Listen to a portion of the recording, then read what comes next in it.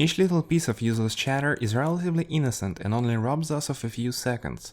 The cumulative effect, however, is much worse. We assume that most communication is equally useless and tune it out, thus missing important information that's sometimes embedded in the mass. This is one of the effects of information pollution. The term information pollution refers to the presence of massive amounts of irrelevant information that people are exposed to on a daily basis. The basic example of information pollution is spam. Generally speaking, spam is an endless repetition of worthless text, which can be represented in different forms, like messages or emails. Most instruction manuals are littered with important warnings that caution against obvious stupidities, bearing actual dangers amid a mass of irrelevancy.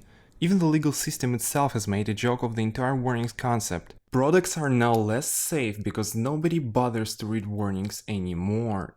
The same applies to information producers that overuse clickbait titles to grab the attention of the masses. One or the other way, intentionally or unintentionally, overtly or covertly, there is always some sort of information distortion and information contamination. So it won't be wrong to say that there are as many sources of information pollution as there are sources of information production. Cognitive studies have shown that humans have a limit towards information consumption. Once this limit is reached, it can lead to decision paralysis. Another danger of information pollution is that supplying information without checking its authenticity or credibility can downplay with the health of the masses.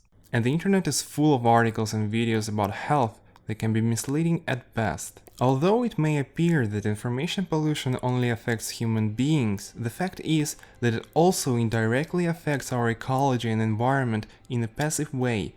This happens because our environment is strongly connected to our own well-being. Another concern of information pollution is its impact on technology infrastructure. It's hard to meet the fact that there is a lot of relevant data on the internet.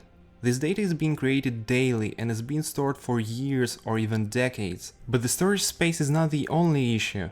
The bandwidth suffers from information pollution too, because of the amount of irrelevant data being shared by users and bots. And if fighting against bots is a technical task, the task for all of us as a civilization is to improve the level of information literacy. To achieve that, we need to get better at identifying, retrieving, organizing, and analyzing information. With knowledge of information literacy, we'll be better prepared to find the data we need for any decision or task in life. In essence, it's the learning how to learn which makes us better equipped to do so in all situations. The menace of information pollution is looming larger over society.